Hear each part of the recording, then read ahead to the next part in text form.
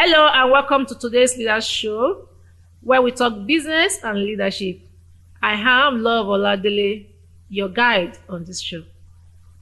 Today, we're talking about tech, the tech industry, and we'll be talking a lot about even digital marketing because we have someone who knows about the tech industry, about digital marketing.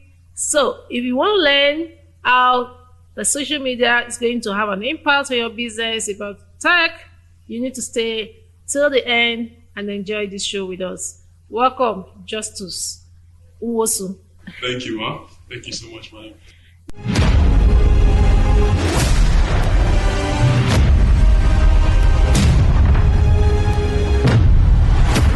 Yeah, Justus is actually like a friend, like a younger brother. We have done a lot, and just like Dayo said in one of the videos, that age is not a barrier when it comes to entrepreneurship.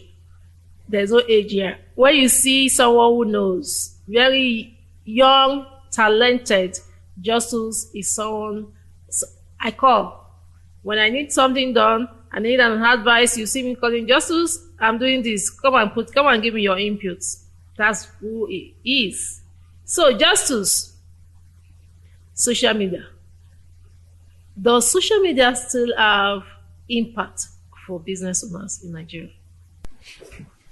Yes, it does have a lot of impact. A lot of impact. But the only thing I would say is the approach to which the impact is harnessed these days is different from 2 years ago, 3, 4, 5 years ago. But it has a lot of impact. The algorithm is changing, like yeah, the algorithm Instagram will do the algorithm. Everything is changing. People are changing. People are changing. Algorithm study people and change pattern. The companies also change algorithm due to how profitable they want to be and due to how they want people, how much they want people to use such platforms. So everything is changing. So also business owners should learn to change along with it.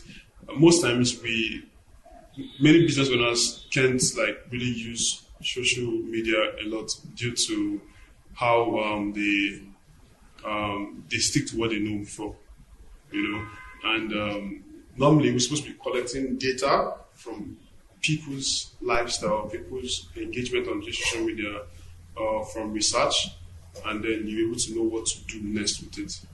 That's what generative AI. Yeah. That's what they are doing, like ChatGPT.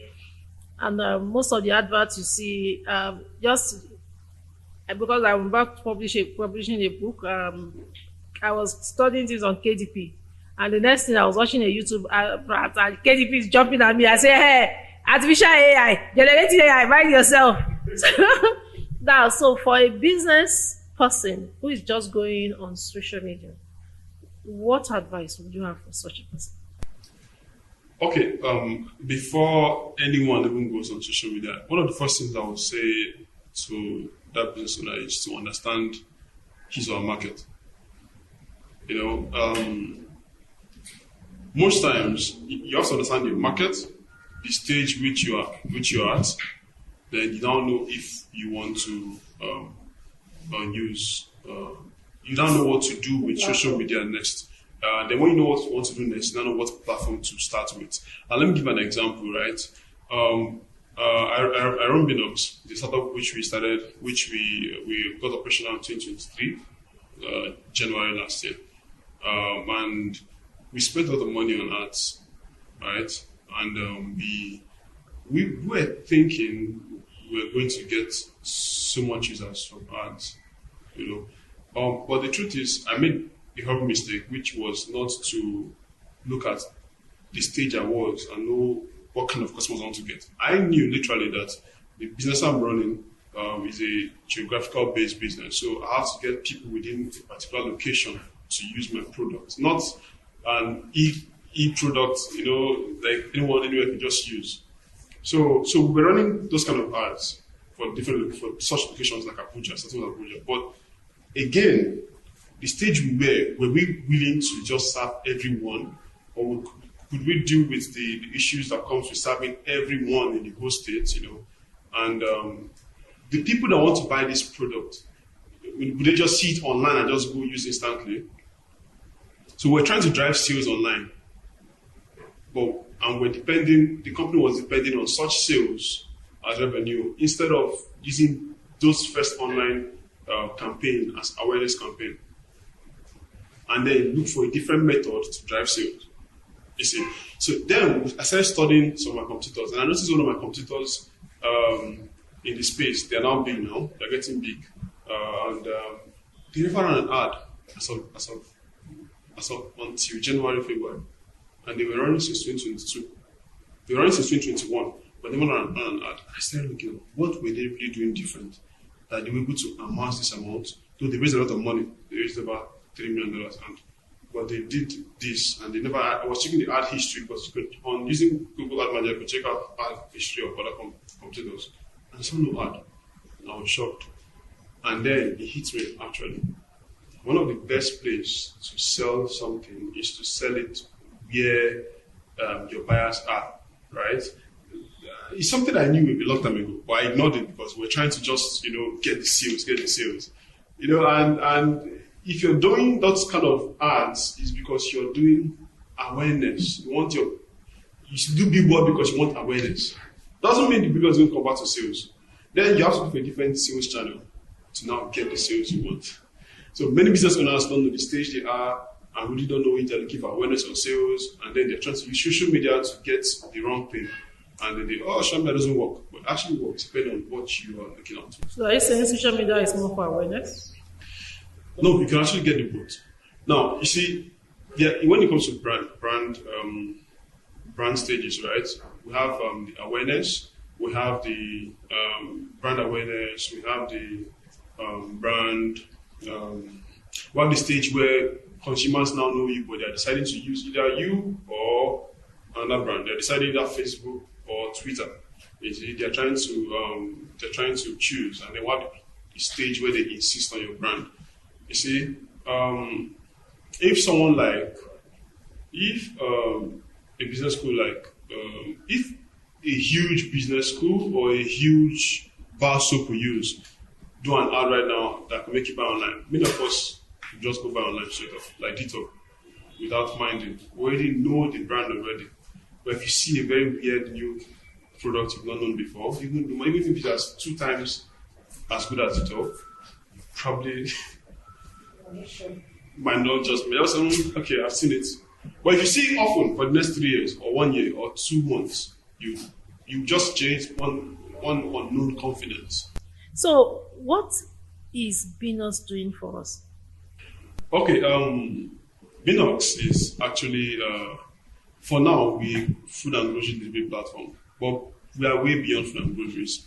We're an AI-powered food and grocery delivery platform actually. So we actually enable consumers like you and I to be able to buy their food from restaurants, groceries from local markets, from stores, from supermarkets, all the way from your office or from your home, and it gets delivered to you in minutes. We're able to hit the 40 minutes milestone. So in 40 minutes, you get anything you want. And within your city. We're secretly in Abuja, we're entering Oka in a few weeks, from Oka to Lagos, and then to major cities. Okay, so basically it's in Abuja. For now, Binox. yes. Okay. So why did you start Binox? Okay, 2018. Okay, I had the idea in 2018. But beyond idea though, I've been in tech since when I was like 15, 16 years old. And I started my first business at 19. And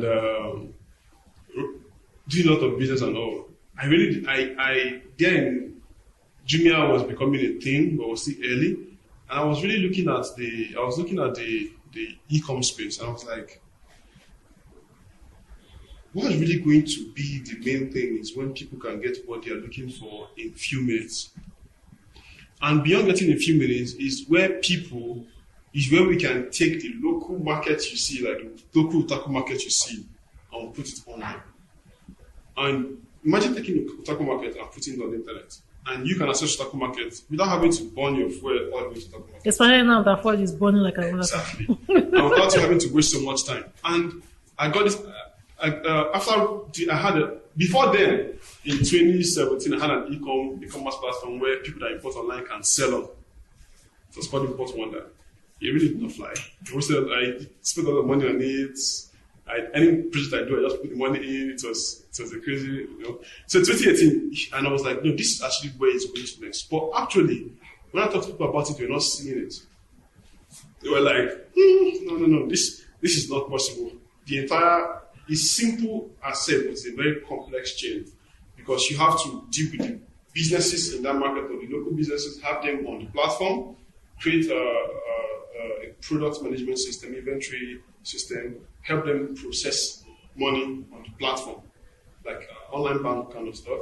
And then at the same time, you now have to have the logistics in place. So you have to make sure that when there's an order, someone is picking it up and bringing it to the person that ordered it. And these people who are doing this pickup are in numerous parts of the states or the city. And you must make sure they're having jobs to do every single time because they're on a platform because they want to make money, so they must be making money regularly.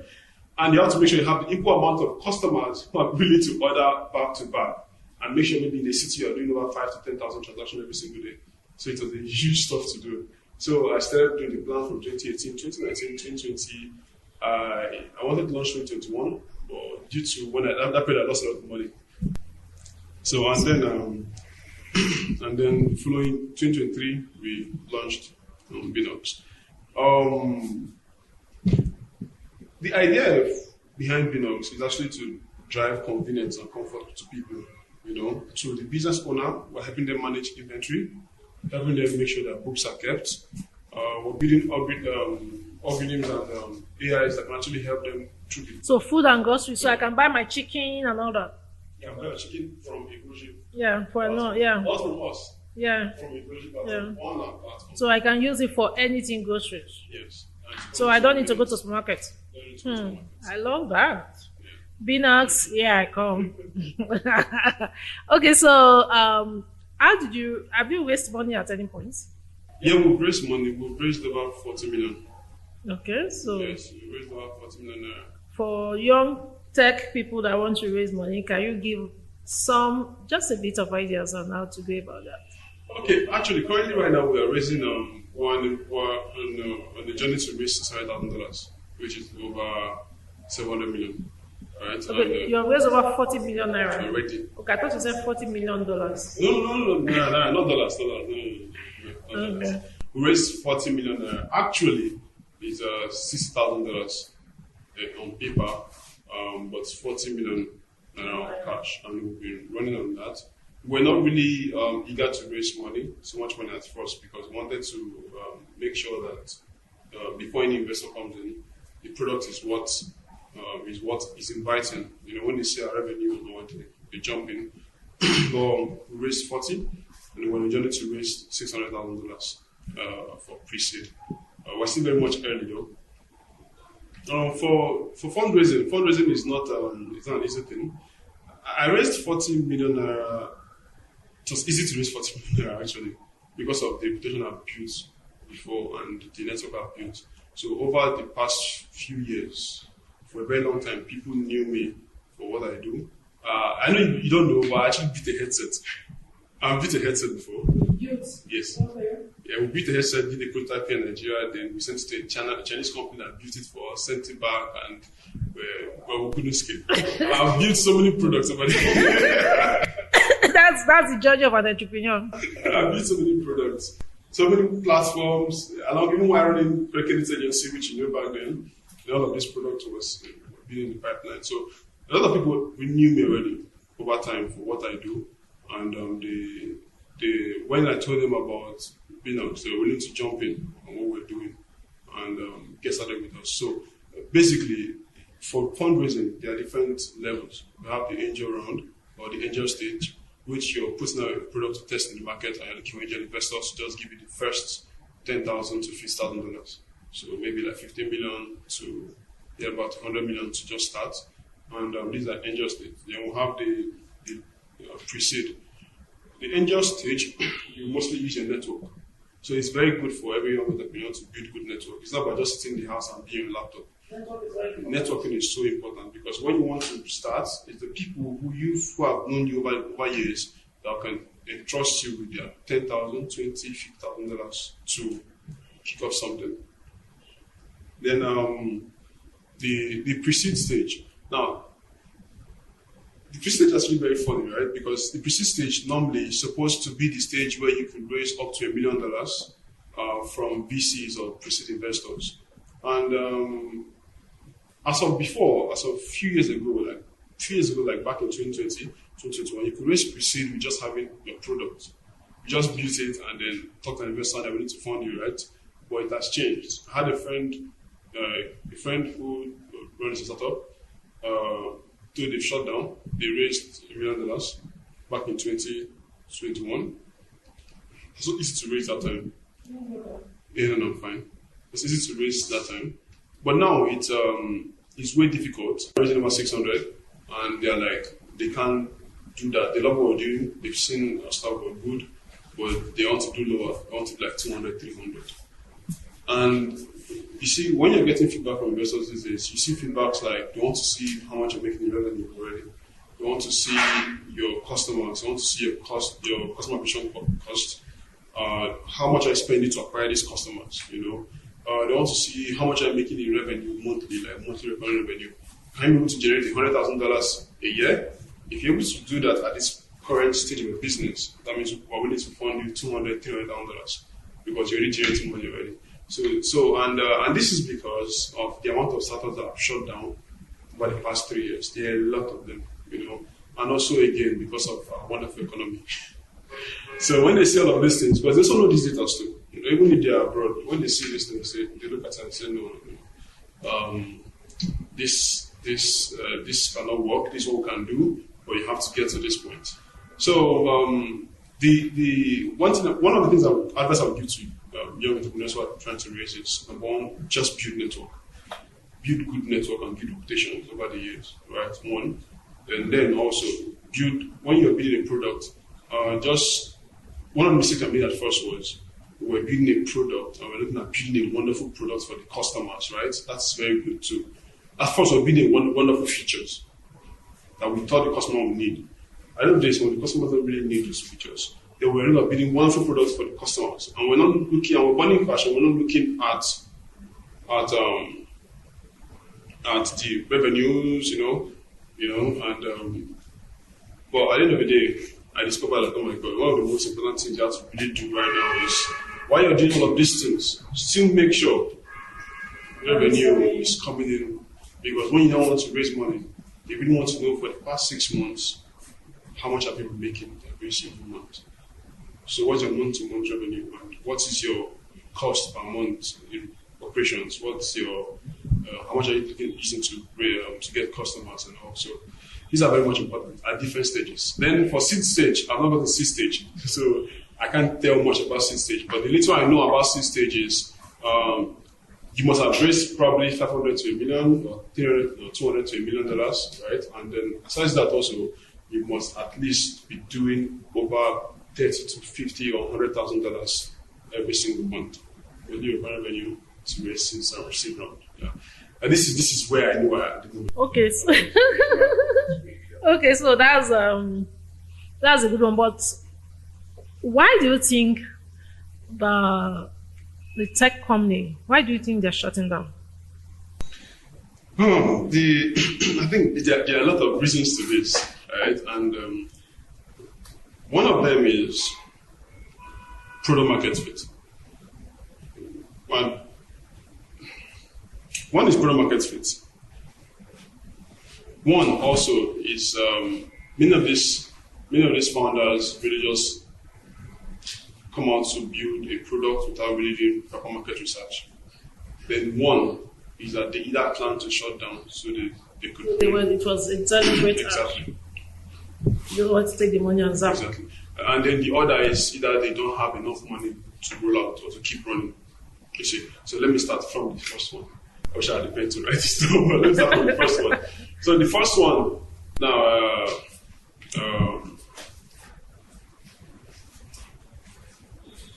let's look at product market fit, right? Product market fit is where your customers, you run an ad or you do marketing, people come to use your product. They're using your product and they find it interesting. They don't come back once, they don't come back twice, they come back over and over again, right? And they love it so much that they now refer people. The people they refer more persons. You see, your product now grows organically without you having to spend the same $4 per customer or $10 per customer on marketing. You're now getting more people without having to. So some products don't discover product market fit. And some products raise up to $3 million, $5 million, and they're struggling because either the competition is tough or they've not really hacked into how to really make their product very wonderful that customers can always refer. Sometimes, and then again, sometimes the customers really don't need this product, they just want it. And they really don't just want it, they just want it. You know, there's a product you need, there's a product you want, right? Most times, people still use all the wants, but when they use what they sometimes want, that's where the problem is. Then, market research tools. So many times, founders being too carried away with the idea, how wonderful it is, the technology and all, you know, God, this is very wonderful. We really forget to do deep market research. And this type of market research can come in form of what's the most important pain point for this customer, right? If we are delivering groceries and food, are we really delivering to everyone in Nigeria right now? No, we're not. Are we delivering to 20% of people in Abuja or Nigeria? No, we're not. We really have to look at it like which of the demographic of people really need this stuff. There are people, some persons who that their financial state doesn't really accommodate that because they still have to pay some commissions or delivery fee. Delivery fee might not be much, but they prefer walking to the store. The close by supermarket. Even if as low as 700 delivery fee, they prefer walking to the store to go get it, you know. We have to look at who are we really serving and what time of the day does these people need this product? What time of the month? You have to look at all of this data. And you have to now look at it. You have to now look at the economy, which is still part of the market. Does this economy really tally with what people are willing to spend to get this, you know? So sometimes we don't really do enough market research. We'll just jump in. And due to investors being they're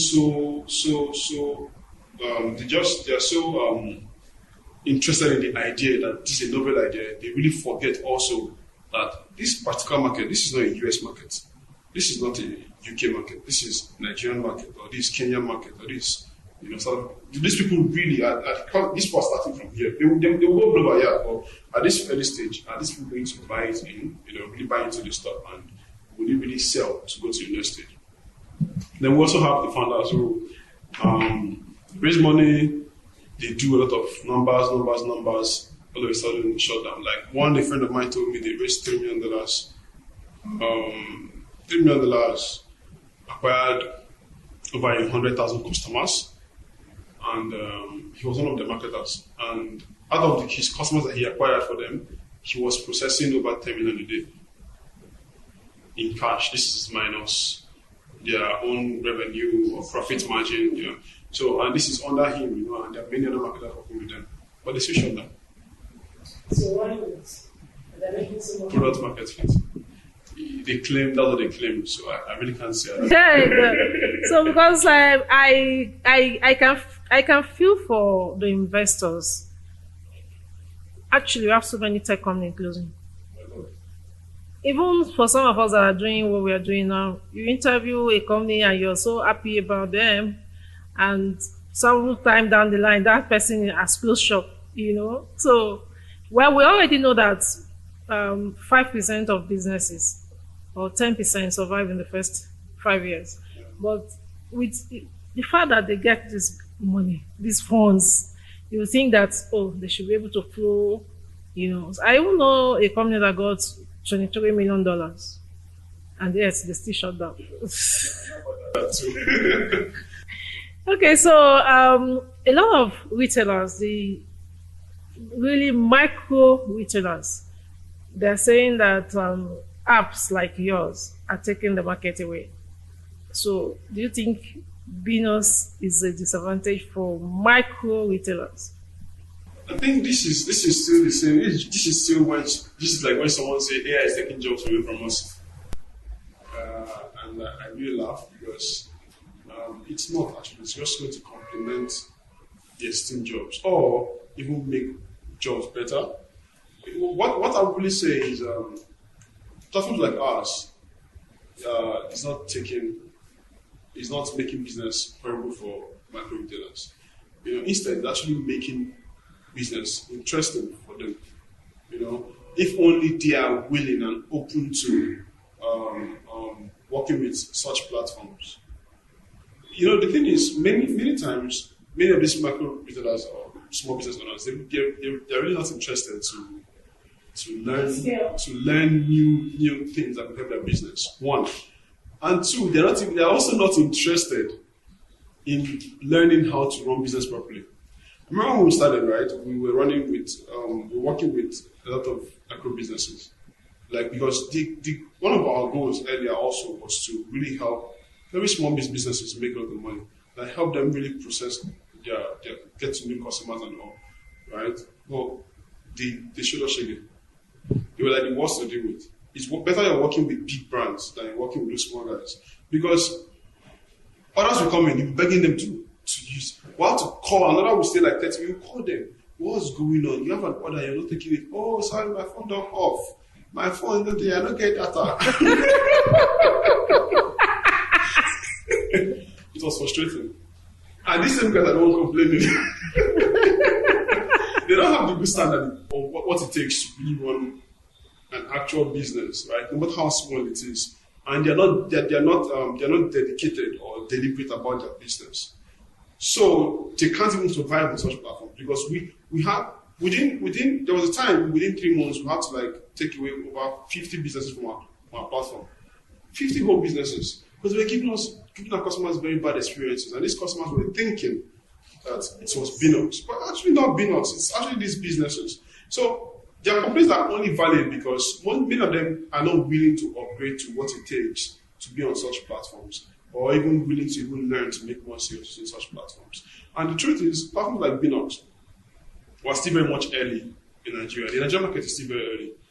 In the next few years, we have a lot of AI integrations we're bringing, and a lot of things that's going to make doing business interesting, and also making orders or shopping from home way more interesting too for consumers too. And recently, we've created over 27 jobs for riders in Abuja. Right? These riders are riding and making money. They're interested. They stand up our platform. They just go pick up and they're making money, right? And there are many more jobs to be created for that community. But the businesses too, a lot of businesses are doing a lot of bonus on our platform. That is good for them. And a lot of consumers are also happy to using our platform. So this is very much early. And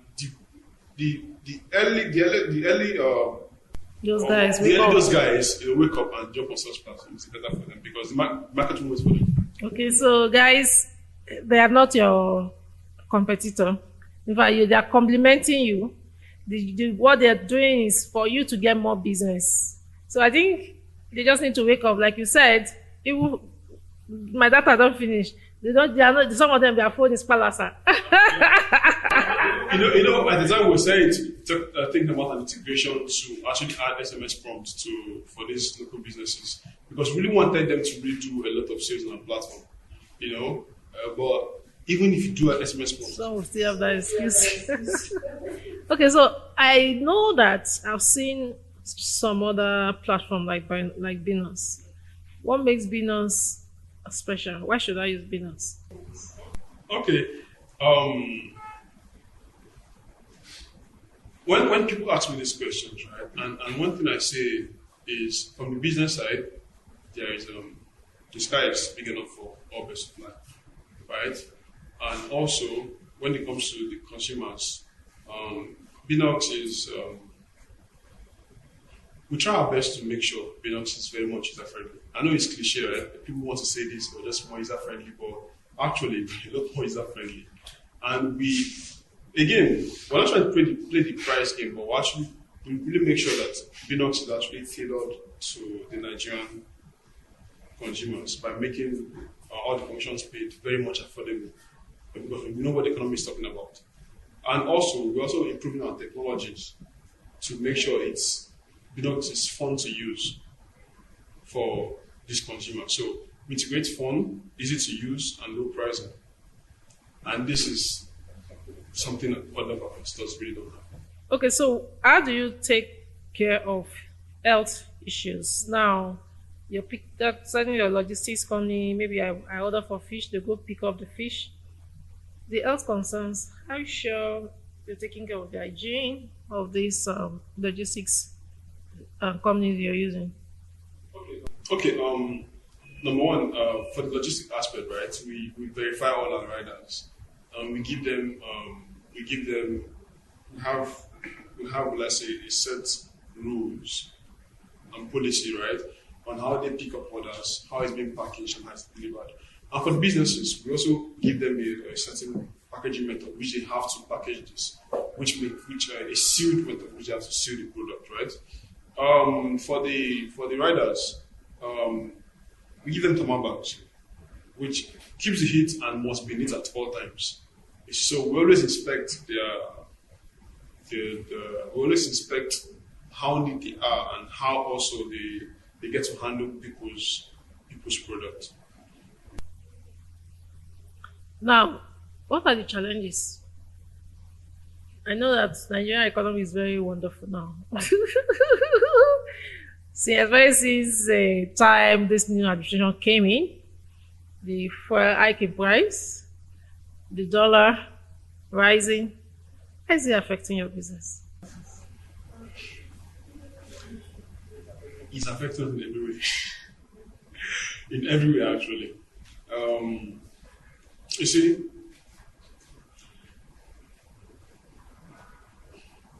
let me start from the team. You see, because of the new economic situation, you see, transportation has increased, and this has been affecting the team.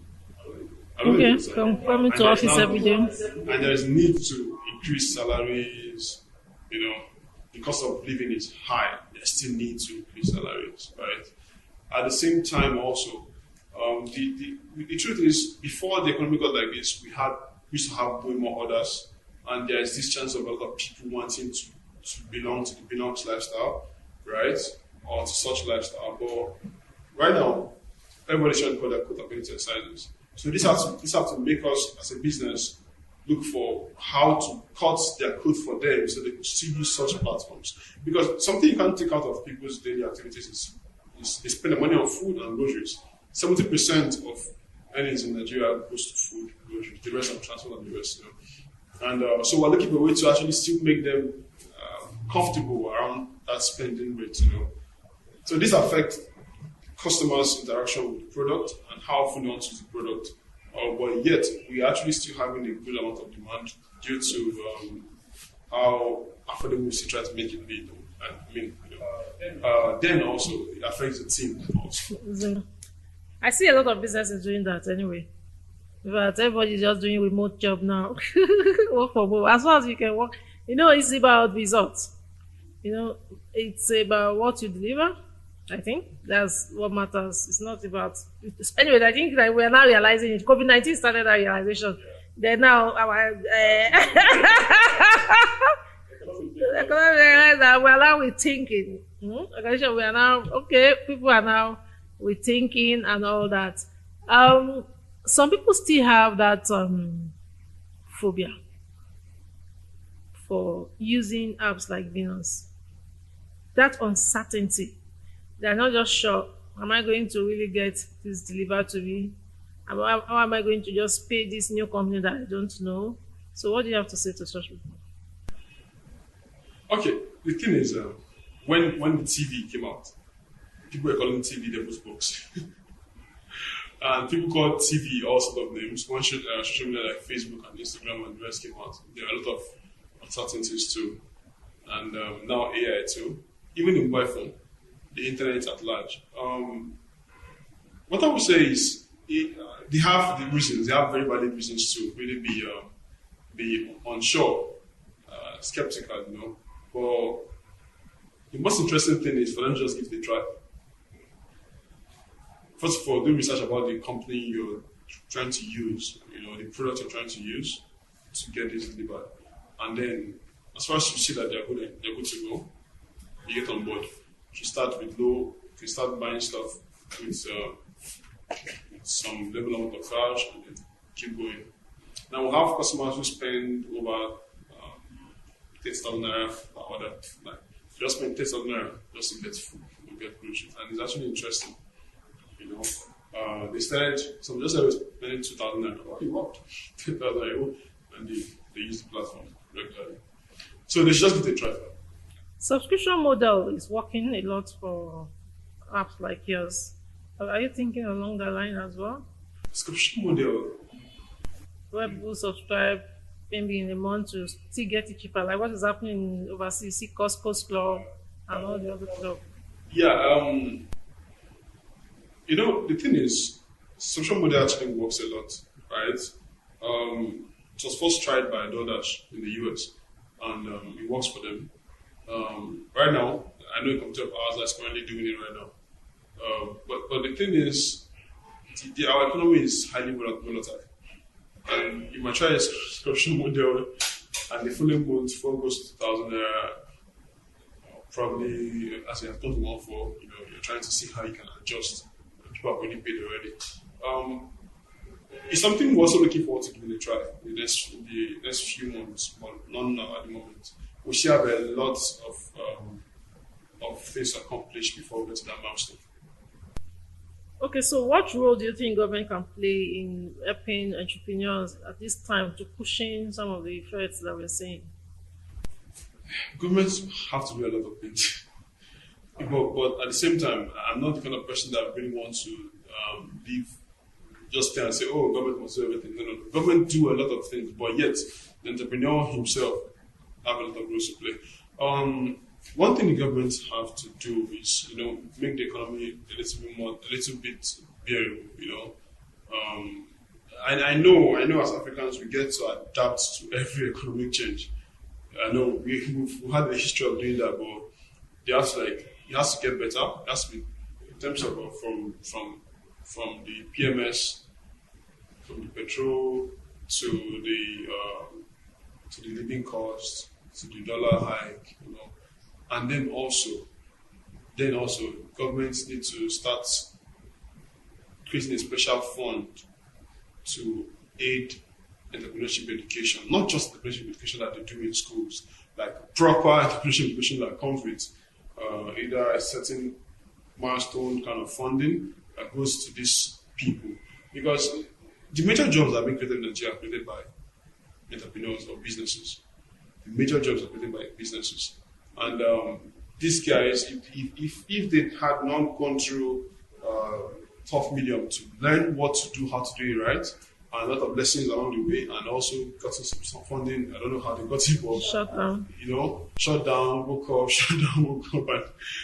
and all of those processes. There won't be a lot of jobs now, but the government can create a certain ministry for this that focus on driving entrepreneurship to the next level.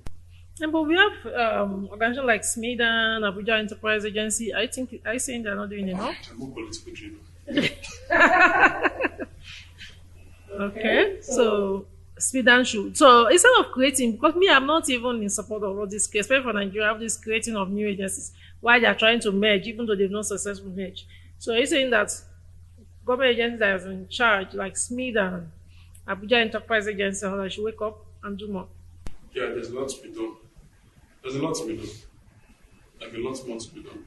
Of late, right, I have this mentee of mine. He worked with me as Hurricane back then in 2020. He's still a very young lad, and he's doing well. He's has this recycle product where there's an app that pays you to recycle. So you have dustbin and all of those stuff, right? Instead of throwing them away, you can keep it, and their agents will come and pick it up.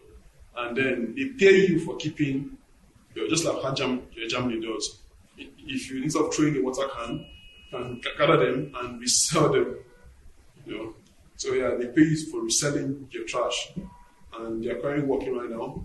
I know how hard that's been for him to try to raise funds, and I've been in support to see how they could raise a good number of funds, And he has been able to put a lot of young people to work, and he's just barely 23 or 24, 23 years old or so.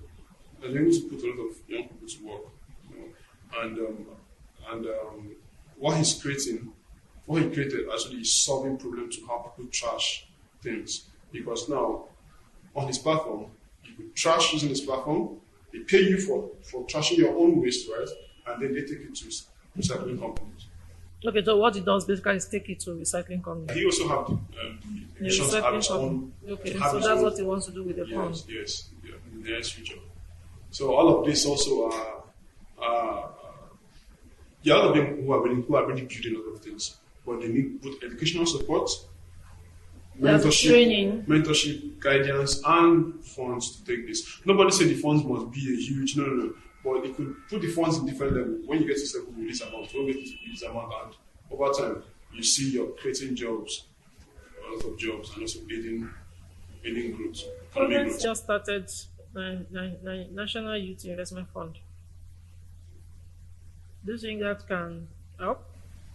I'm really not aware of the further details about that. Okay. But so I'll go check it and know if it can National help. Youth Investment Fund, that's this government, they want to give grant, loan, and equity to young people less than 40. You have to be less than 40 to access the fund. It's ongoing. So if you're listening and you're in Nigeria, it's actually ongoing. So maybe we'll put the link at the description of this video. It's ongoing. You can go apply for National Youth Investment Fund. It's very important. Okay, so do you think consumers can also support entrepreneurs in this trying time? There was a business I knew about, and they're telling some of their clients about crowdfunding, helping them to survive. So is it possible? Do we have even that type of thinking in Nigeria where, we don't want this business to close down, so consumers or customers or clients, let's see how we can help this business? Consumers can do a lot of that. I think the thing is, there's a lot of power in people. There's what we call people power. There's a lot of power in people. And if people really wish to make Nigeria change, they can do that. If people want to take something to the next phase, they can do that. So there is room for consumers to help a lot of businesses. But also, there is no such working platform in Nigeria. We have a lot like Kickstarter, GoFundMe, Indiegogo, but they are mostly focused on the European countries or the US countries, but not for Africans, And even if you as a business owner go on Indiegogo to put up search for, people are going to be seeing that people over there. And also again, the Nigerian mindset has really gone to this side of helping. They'll be like, I see your business, I see my business. Lot of fold now. Yeah, they don't really care. They don't really care, And the ones that even care are very few, and yet has also been dealt with by the economic changes. Because I actually know the business that I said got 20-something million. Also, when their investors, most of their investors will put money close short, it affected their investors and it also affected the business. So Nigeria have not gotten to that stage where we can say let's do crowdfunding. There's a particular place in India where I learned that, is it India or China now, where in a community they all put money together and set this person up. Then they put money together again and set this person up. Yeah, I read it. There's a community like that. So if we can get to that level, in Nigeria, I think it would be nice. So it would be nice if we can get to that level where people just contribute, the communal efforts to help somebody set up a business. Then there's another communal effort to help this person, and that person that started making money would also, help to contribute. So in all, how do you think entrepreneurs or businesses can be resilient even in the face of challenges that we have now? And I was talking to Chike just a few minutes ago, and I said, in this economy where Nigeria is right now, you just don't have to just be resilient enough to just withstand. Because many business owners who are up right now, even if they're in profit, and they're making profit, business is not as easy as it used to be. And so one of the ingredients you have to use is resilience. But now, how to be resilient, I don't know how to teach that. I do not know how to teach that. When I sit down sometimes, right, I know early this year, a friend of mine told me, Justus, just shut down Binox and just go abroad. Shut down Binox and go abroad. Yeah, that's a lot if you are in the tech industry. Just go there, shut down and go abroad. When you go abroad, a lot of jobs will pay you a lot of money and all these things you are doing here. You can even go there and then have another startup over there and then keep going. And I told and everything he was saying was making sense. After all, I told him, bro, if you really know me, I knew why I started what I started a long time ago. You know that I won't take this option or opinion of yours, because when I started, I actually wanted to really solve problems in Nigeria and also beyond Nigeria. So, but I knew I was starting from here, right? And I'm someone who wants to start something, finish it, and move to the next phase. I'm not leaving it just hanging because of. If you're able to pass through the hurdle of economic crisis, then how would you come out strong, even in a good economy? In a good economy, you still see competitors. There's always crisis, either crisis with competitors or crisis with. So you must always, if you can't survive through this, then you can't survive through anything. So, what's your why? When you really look at your why, exactly, and there's always a solution. There's always a solution. While we're going through one of the worst times also as a business too, I found a solution in between, and we still kept going, and our revenue increased, and we still kept going. One of the things I also tell business owners is during the good time, you should remember to invest. Cash flow, invest, because during the hard time, those what you have invested, right, that will save you. Yeah, so as a growing concern, that's a very important one for you to do as well. Okay, thank you, Justus. It's been nice gisting and talking with you. I like the fact that you also let people know that they can actually raise funds. The person I just interviewed now, she has spices, and I know that to run such business requires a lot of funds, and we're talking much about funding. And she said, I've not really looked into that before now, but I've started looking into it. So don't be shy. It's not a big deal for you to go out there and look for funding. So it's not something I want to do, use it with my money. I must run my business with my money. So don't be shy to go out there and look for funding. And Justus have let us into some of the ways you can actually get. And, coincidentally, some of these things we have been, for the past 5 episodes, the entrepreneurs we have been interviewing, we're talking about funding, about grants. It's just coincidental. It wasn't planned, but that's to tell you how important it is to get good funding in your business, even though we know that you need to have all the prerequisites for business as well, which is also what Justus spoke about, training. You need to get trained. Entrepreneurs, you need to seek out mentorship.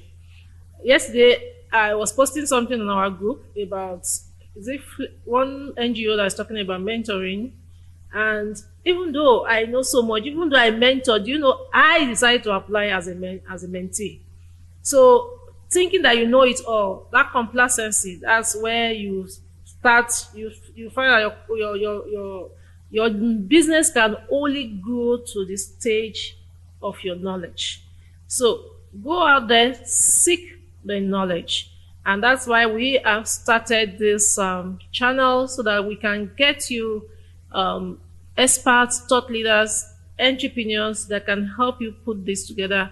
When you keep watching, you keep learning, and it's not about complacency. It's not about thinking that you know it all. It's about taking your time, listen to podcasts like this and growing your business. There's no end to learning. The day you stop learning is the day you start dying. So guys, if you have enjoyed this session today, I want you to subscribe, click on the notification bell so that our next video you'll be the first to see it. And remember to share.